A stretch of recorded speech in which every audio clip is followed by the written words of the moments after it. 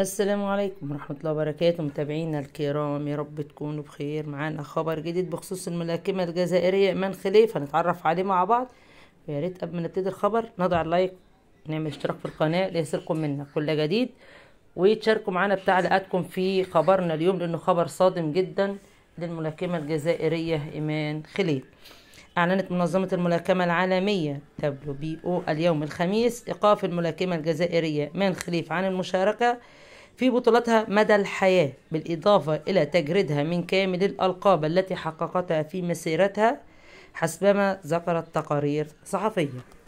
ويذكر أن إيمان خليف توجت بالميدالية الذهبية في دورة الألعاب الأولمبية الصيفية باريس 2024 في منافسات الملاكمة سيدات التي أقيمت بشهر أغسطس الماضي.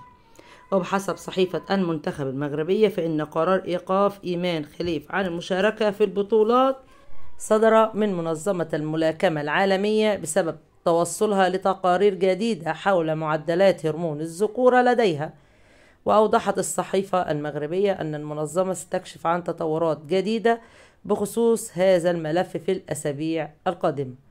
وبحسب منظمة الملاكمة العالمية فإن قرارها الصادم للجزائريين يعتبر خطوة ترمي لضمان تكافؤ الفرص في رياضة الملاكمة والالتزام بمعايير الأهلية. ويذكر أنه في 15 أغسطس الماضي أكد الاتحاد الدولي للملاكمة بأن الملاكمتين الجزائرية إيمان خليف والتايوانية لي نيو تينغ كانت محور الجدل الذي دار خلال أولمبياد باريس 2024، وقد تم استبعادهما من كأس العالم للملاكمة للسيدات لسنة 2023 بعد أن كشفت اختبارات الكروموسومات الجنسية عن عدم أهليتهما للمشاركة في المنافسة.